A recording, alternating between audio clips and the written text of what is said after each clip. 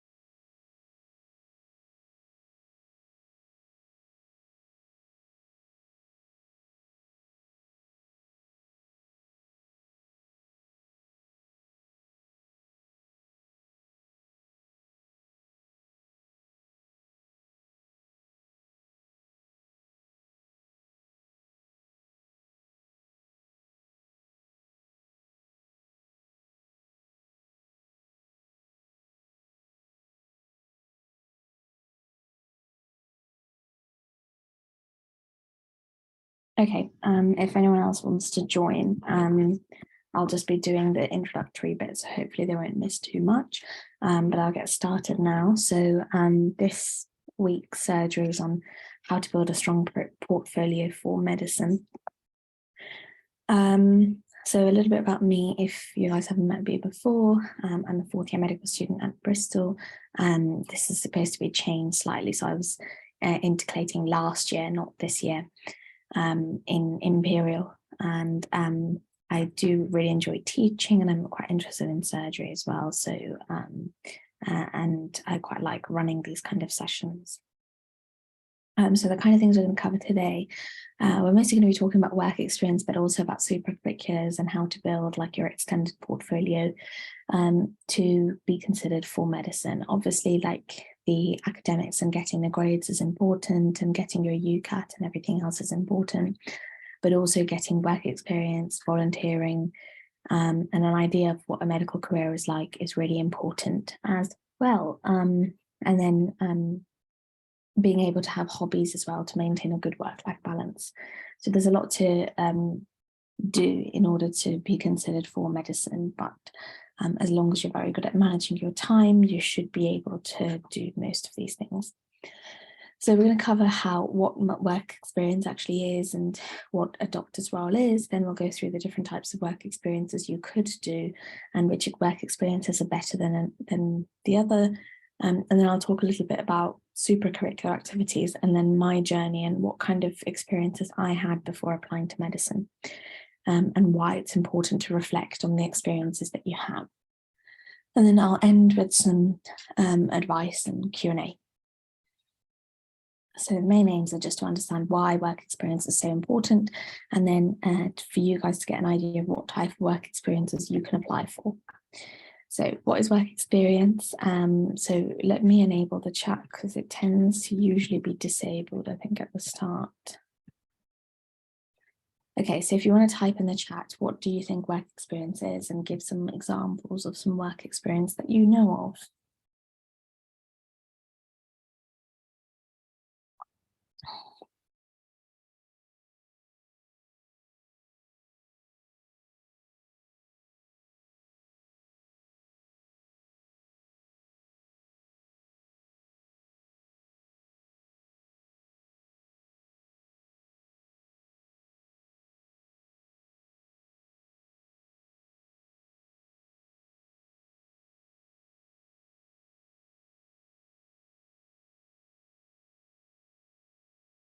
Okay, I can't see many responses, so I'll just go through to the next slide. So essentially, work experience is just spending a certain amount of time within a workplace to learn what the role entails. So in this case, that could be a GP, it could be a care home, or it can be something like a secondary care hospital setting. And it helps you understand what doctors do day to day.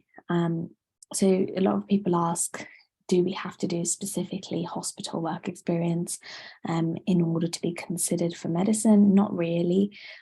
Any sort of people-focused work experience is relatable to medicine because it's those communication and those interpersonal skills that you're learning, which is relevant to medicine. It can be voluntary and it can be paid. So the types of work experience, I usually split it into either working with people in a care or service role, so with disabled individuals, ill individuals, or elderly people, or doing observations or observerships, which is where you do your secondary care, GP placements, etc. Why is work experience so important? Is because, you know, it's medicine's career of lifelong learning and caring for the sick and vulnerable, so it helps you give a better insight into what a doctor does. In a way, it also shows your commitment to medicine because you've used your initial interest in medicine to then go and find out what the actual day-to-day life is like. And it also helps you demonstrate that you have the qualities of a good doctor, but not just that, for you to also learn what the good qualities of a doctor are. And it also shows that you understand the realities and difficulties of this career. So I think a lot of people initially want to apply for medicine because of what they see on TV, but it's vastly different to that in real life. So actually going and seeing, observing the work experience means that you have a much better idea of what medicine is like. And it gives you a realistic understanding of both the good things, but also the more difficult things, like when you have to break bad news to people, or when you have to, you know, adapt your communication style depending on the patients who are in front of you. Okay, what are the traits of a good doctor? If people just want to name it in the chat, if you just want to list them.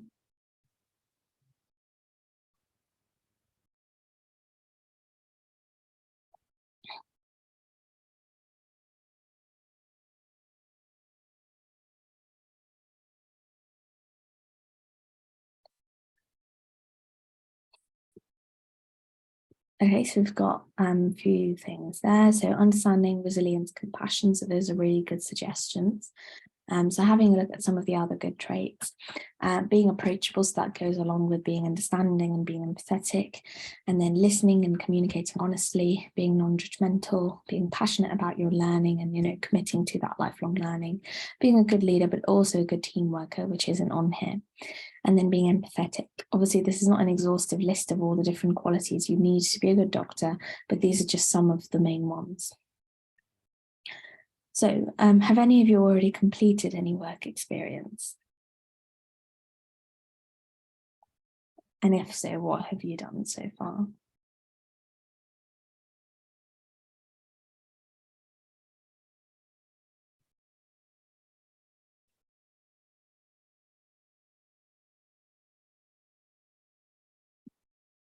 Okay, maybe not yet. Maybe you're thinking about doing that in the summer. So let's go into the types of work experiences that you can get involved in. So you can either, as I said before, directly observe healthcare, or you can work with others in a service role, with whether that's paid or voluntary. So direct observation of healthcare, you can spend, you know, a week in GP, which is what I did, doing a little bit of the filing and the paperwork, but also sitting in on vaccination clinics and general consultations to see how the doctors interact with the patients. And then you can do secondary care or hospital work experience, which is another thing I did. So I spent a week in the obs and gynae unit, so seeing newborn babies and babies being born, pregnant women, and then the gynae side of things, so sexual health, women's health, that kind of stuff as well. So I saw a wide range of different things through both my work experiences. On the other hand, if you're finding it difficult to get GP or hospital work experience, you can also do some other types of things which may be easier to access. And can also help you develop your long-term commitment to medicine, because obviously GP and secondary care placements will only be a maximum of 1 or 2 weeks, whereas the other ones that I've mentioned below, you could probably do it for a whole year or do it alongside your A-levels. So the first one being care homes, so working in care homes or volunteering in care homes once a week, and then doing something on opposite to that, something called residential care homes, which I think I mentioned previously in a different surgery. and it's called Revitalize, which is a company where elderly people or people who are disabled come to stay for a week or 2 weeks, and you also go and stay in that residence, and you look after them, and you could supervise them when they're playing bingo, making tea for them, communicating with them, sitting with them during breakfast, and then taking them out if they're going on days out. The one I went to was in Southampton, and I did that during my October half term in year 13, so just before my first medical interview. So I didn't really have an opportunity to write about it in my personal statement, but I was able to talk about it in my interview. But they do that scheme throughout the year, and if you're interested, obviously you can do it in the summer as well, so that you have the opportunity to write about it in your personal statement if you wanted to, and it helps you build a bit of long-term relationships with those individuals.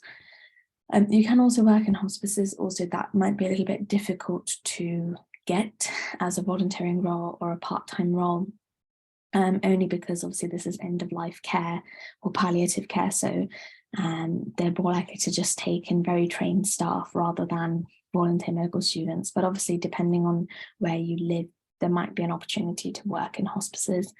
The other end of the spectrum is nursery, so particularly linking that with the next one, so with special needs schools, you can go help young children with reading, writing, especially if they have learning difficulties, and seeing what that's like, because that's another side of medicine as well. Or another thing you can do, which some of you might already be involved in, is first aid volunteering. So St John's Ambulance, learning first aid, learning sign language and things like that, which is another thing I was doing on and off, but closer to exams, I wasn't able to commit to this as much. And then the final thing is support services. So you can become a trained person to be on the mental health phone line, where you have to take a short course, which is free, and then you become like a mental health phone line volunteer, basically, and speaking to people in need of help or undergoing some sort of mental health issues or crises. And again, that links to the psychiatry side of medicine, if that's something you're interested in. So there's a wide range of things you can do if you can't obtain GP or hospital work experience. And obviously something I haven't mentioned here is your virtual work experience as well, if you're not able to travel to it in person. Other things which people think it's not part of work experience, but I consider it to be, is paid employment. So it could be completely non-medical, but working in a customer service role, because you're still speaking to people and you're still learning those interpersonal skills, it's still useful to talk about it as part of your work experience. And catering as well, which is similar to a customer service role. So customer service role, what I mean by that is working at a till, working in like restaurants or anything that's basically people-based. Other things that you might not have thought about is volunteering at your local church, temple or mosque, or if you've been involved in scouts or guides or something like that. Okay, so I'm going to skip to that one. So yeah, as I mentioned before, virtual work experience. I think we're slowly going back to in-person work experience now. But if you are really struggling to find face-to-face work experience, there is Brighton and Sussex Medical School free virtual work experience to explore different specialties. It's not very specific, and it won't give you sort of a unique experience into work experience, but it will give you a general idea of what you would have done in a face-to-face work experience. There's also Observe GP app, where you can explore what people do in primary care. And then there's something called a Wander virtual reality patient journey to GP practice app. So again, that gives you an insight into primary care. And I'm sure there's more than what's on this screen in terms of virtual work experience. And if you guys have any questions regarding the different types of work experience we've gone through, feel free to put them in the chat and I'll answer them at the end. Other things you can do aside from work experience is volunteering. So it's really good to have volunteering because it, again, helps you with those transferable skills and also gain your communication and teamwork skills. The kind of websites to think about if you want to get involved in volunteering is Do It and Nextdoor. I'm sure there are more, but start with these ones and see where you go. Okay. So what do we think about this question? So are some work experiences better than others? Yes or no?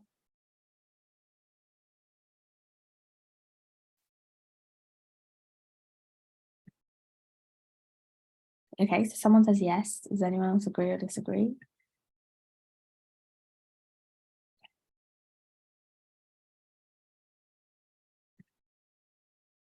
No.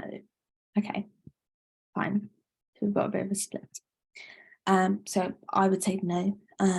All of these work experiences try to teach you those transferable skills that are essential for being a good doctor. So it's how you use the experiences that you have in your medical application. That's what's important. And the main thing is how you reflect on those work experiences and what you learned from it. And I'll teach you how to do that in a few slides later. Okay. So what kind of things can you guys do if you can't get any work experience? Type it in the chat.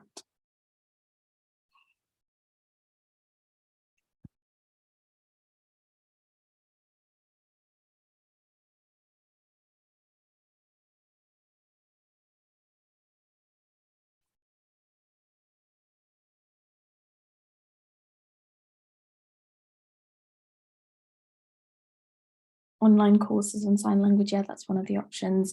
Yeah, you can do things like future learn courses to learn a little bit more about certain medical topic you're interested in. Future learn tends to be free. I think it depends on, you get to do up to 3 courses for free, and then after that you have to pay, but they're really good courses, and then you get certificates at the end of it as well. So if that's something you're interested in to find out about a certain specialty, you can do that. Reading medical papers is a really important thing.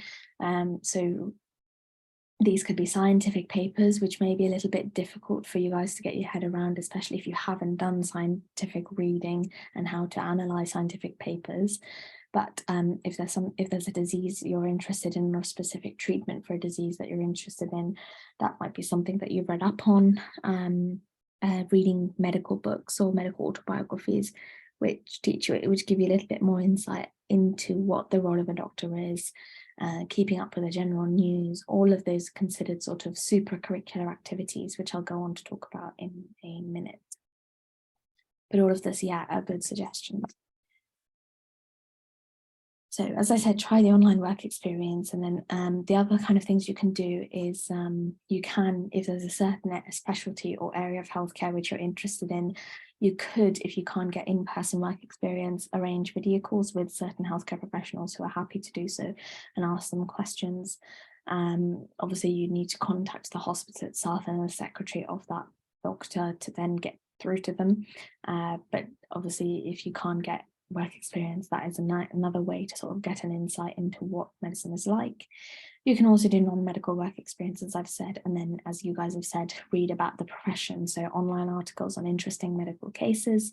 So the Bauer Garber case, for example, or Charlie Gard, Alfie Evans, and then what else is there? Harold Shipman, all of those interesting cases which have been quite controversial in sort of, I guess, the news, in the way medicine is portrayed. You can think about that, and that will also help you with your medical interviews later on.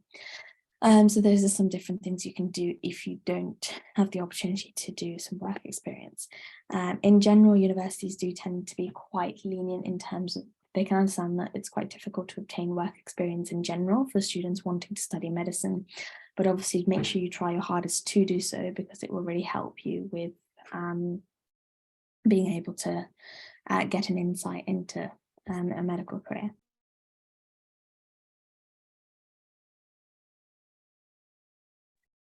Okay, moving on to supracurriculars. So what I mean by supracurriculars are activities alongside what you do in terms of your academics, but to help with your medical application, basically. So supracurriculars and then extracurriculars are things like your hobbies. But there's a reason why I put hobbies here as well in the middle, which I'll explain in a bit. So as you guys said before, reading scientific articles and articles related to current medical research is really good. The other kind of things you can do is also, if this is something that your school offers, or if this is something you're interested in participating in, doing things like the maths or the science challenge. And in terms of hobbies, for example, if you've done if you played a musical instrument to the point where you've done exams in it and you've done really well in that, that's something you can mention as well to show your commitment and like your skills such as, you know, dexterity and also commitment to something for a long period of time, and you yourself doing some research. So over the summer you could get involved in things like Nuffield research, and working in a lab with people who are doing research. You'll obviously be doing more of the basic stuff, but you can obviously learn about the area of research that they're working on. Or you can do your own EPQ, which is a medical based topic, for example, which would be considered as a supercurricular as well. Would MedSoc count in this? Yes, it would, yeah. Okay, so just to talk a little bit about my work experience journey and what I sort of did in order to get into medicine. And so I first started off by doing local GP work experience for a week. And as I said before, this basically involved a little bit of filing and a little bit of medical notes summarising. But at the same time, I also spent time in vaccination clinics with nurses. So for infants who come in for their 6-week vaccination, 8-week vaccinations, just to see what that program is like, and then sat in on a few consultations with the doctors themselves to see the communication skills between doctor and patients. And then the hospital work experience, as I said, was in obs and gynae, so I was able to see a few sort of women's health procedures, but also newborn babies checks and what can go wrong with newborn babies and how to sort of resolve that, and what kind of things we need to keep in mind if a baby's born earlier than they should have been, so premature babies. So learning about that area of medicine. Then during October half term in year 13, I did 1 week of revitalised residential care home volunteering. I did mine in Southampton, but they also have centres in Scotland and then I think in Essex, if I remember correctly. It's very easy to apply for if you do want to consider doing this, and it can be done. All you need to have is a DBS check, which they pay for. So you just need to give your details and then they do a background check on you just to make sure everything's fine before they assign you to a week of your choice. And then I did St John's Ambulance first aid volunteering for 2 years, but then obviously closer towards exams, I didn't end up going to this as much. And then I also volunteered in one of the age concern shops just down the road from my house. Did that for 1 year. Again, it just helps develop your communication skills, and then obviously read some online articles as well. So you can see, yes, I did have some observerships, but most of my work experience is actually forms part of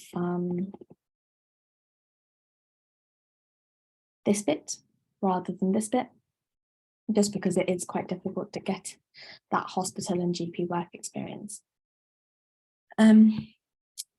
So moving on to the next one. Oh, one tip I can also give you guys is once you've got an interview at a specific university, try and read articles on research that university has specifically done. So for Bristol, I read up on their cardiac stem cell research because they're quite big on heart research, because of the Bristol Heart Institute. So make sure you actually look on the university website and see what they're researching on, which you can then read up and bring it up during your interview to show your commitment to that, not just medicine, but also to that university. So when you actually have organised work experience, it's not just about sort of turning up and then going back home, because you will just forget what you've seen. If you're actively sort of listening and writing down the important points that you learned in your work experience, you're more likely to get a lot more out of it and be able to talk about your work experiences confidently in both your personal statement and your interviews. So before you actually go on your work experience, try and research the different opportunities you want to get involved in and contact individuals early to try and arrange that work experience, because they do go very quickly, and be organised. During your actual work experience is the most important thing. Make sure you obviously observe the skills that are demonstrated by the doctors. and try and demonstrate those skills yourself. So if you have a few minutes where you're left alone in a room with the patient while the doctor's going to get some paperwork for them, just have a normal conversation with them, ask them about their disease and how it's affecting their daily life, just to build your own communication skills, but also get an idea of what the patient's going through with that disease. And then try and reflect on what you've learned about the role and yourself, and ask lots of questions. So I think a lot of students tend to be quite quiet, but that 1 week is your opportunity to ask as much as possible, not just about the diseases you're observing, but also just about how the hospital runs and what the day-to-day life of the doctor is. So ask lots of questions, and no question's obviously a stupid question. So what I mean by this third point where I said reflect on what you've learned, if you've seen a really good interaction between a doctor and a patient in terms of communication skills, write down a little bit about what disease that patient had, and what kind of things that what kind of things you observed during that consultation. Then write down what the doctor did really well in terms of what kind of skills did they use in order to make the patient feel at ease, for example, if they were breaking bad news. And then reflect on why that quality that doctor showed in that situation is really important in general for doctors and to have in a medical career. And then you can link it to how you yourself have that quality as well. So what you're doing by writing those bullet points whilst you're on your work experience is you're actually creating paragraphs which you can then use in your personal statement. So you make your life a lot easier by doing this process earlier, this reflection diary earlier, and making your life easier when you come to write the personal statement. As I said afterwards, obviously summarize your reflection diary of experiences and use that in your personal statement, and practice talking about it for interviews so you sound more natural. So talking a little bit about reflection diaries, so the kind of steps to take are think about what you observed that day, write 2 to 3 sentences of what happened in that event. So while you're observing a doctor talking to a patient, for example, and list 3 qualities of a doctor that was demonstrated well in that situation. And then reflect on why these qualities are essential for a doctor. Think about whether you've demonstrated these qualities in the past yourself, and link this experience to why you would be a good doctor. So essentially you're writing a paragraph for whichever experience has really impacted you, which you can then use later on. So I'll just sit on the slide for a few seconds if anyone wants to take a screenshot or a picture of it, and then I'll move on to the next one. Also, if anyone has any questions, put that in the chat.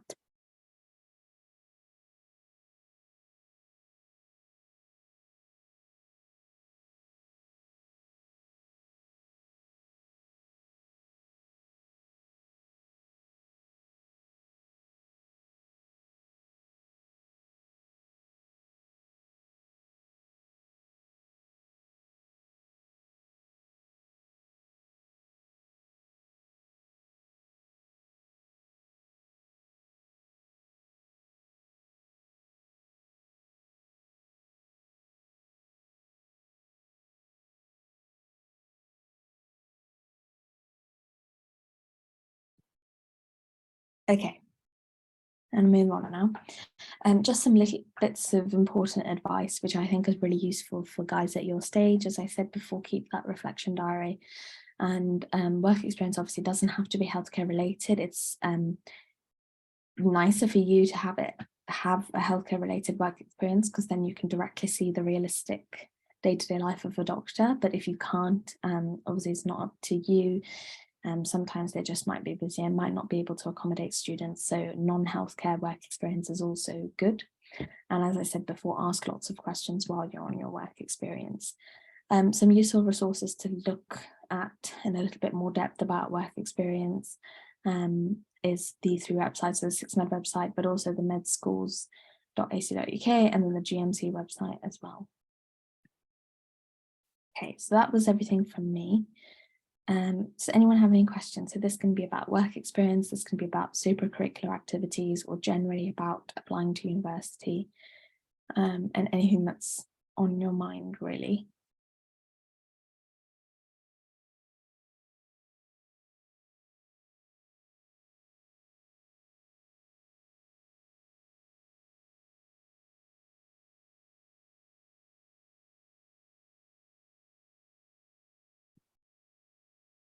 Are virtual experiences beneficial as face-to-face experiences? Yeah, so what I was trying to say beforehand is, you know, a lot of people who don't get face-to-face work experience are obviously going to fall back on the virtual experiences. So all of those people who have done the virtual work experiences will have the same sort of, will have seen the same sort of online patients. So I guess it doesn't help to differentiate you from other individuals as much, but it still is better than not having any healthcare work experience. So they are good, but obviously face-to-face work experience is the best because that experience will be unique to you. But they do acknowledge that it's difficult to get that experience. If you don't, it's not the end of the world. That's what I'm trying to say. How would you go about asking a hospital for work experience? The procedure is different for each hospital. Most of the time it is just they will have an email address on their trust website, emailing them and asking to be directed to the appropriate sort of, I get it might be a medical school admin people, or it could be just work experience admin, and asking them where to go from there. If you definitely know you want to do pediatrics, or you definitely know you want to do eye surgery, then there are specialist units in London for that, where they do offer work experience, but you have to pay for it. So Great Ormond Street Hospital is free, I think, but it's very difficult to get work experience in the first place, and they're not great at responding to emails. Moorfields Eye Hospital are a little bit better, but obviously you have to pay and reserve your place for a certain week. So it's taking everything into account and considering all factors, including cost. For your free normal work experience, that's just contacting the hospital and then asking them to direct you to the correct person who can organise your work experience for you. Try and make sure to specify 1 or 2 specialties that you want to observe. Doesn't matter what specialty, because all of them sort of teach you what the day-to-day life of a doctor is. But if there's something you're really interested in, you can say, I'm interested in this, can you arrange some work experience for me in this area? Are essay competitions helpful in an application? They can be. I personally didn't do any essay competitions, but if it's something related to medicine or something that has taught you really well about the medical career or what doctors do, I guess that could be useful when you're talking about it in your personal statement or your interviews. So yeah, I think it depends on what type of essay competition you're referring to.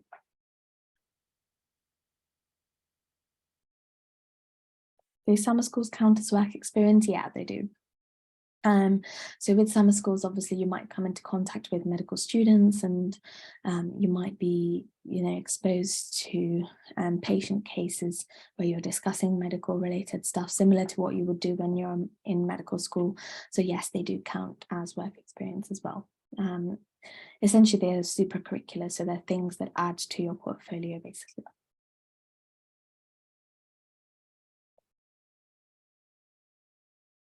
How many different work experiences would you recommend we do before year 13? As I said before, it's not about quantity, it's about the quality of the experiences. So if you're doing one work experience, which you've been doing for the past 2 years, and you've learned a lot from it, that's probably better than trying to do 15 different things and not really learning that much. So I can't really give you a number, but I would just say try and think about like the quality of the work experiences you're doing.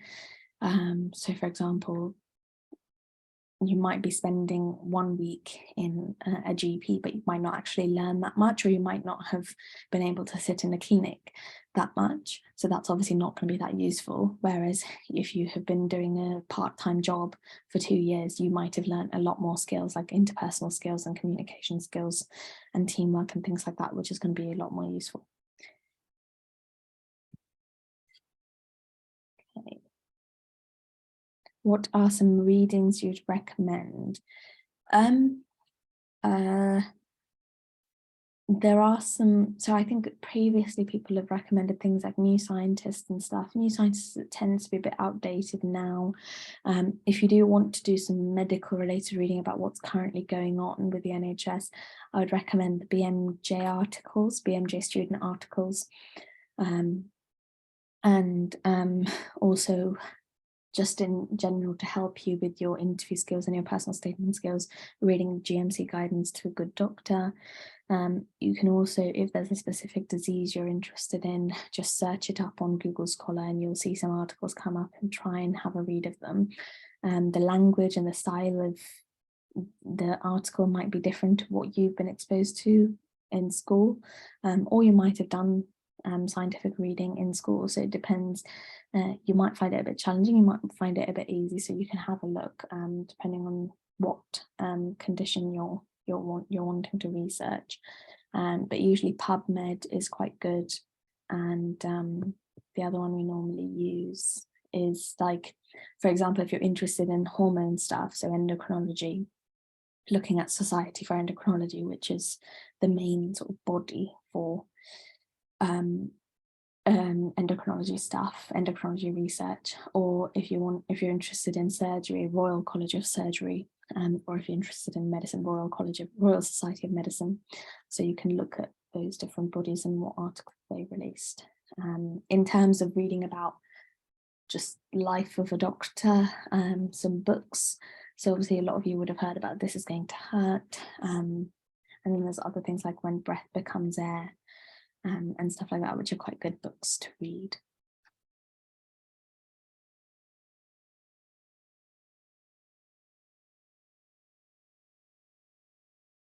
Any other questions? If you guys don't have questions, feel free to go, because that's the end of the presentation. If you still have some questions, feel free to stay behind and ask them.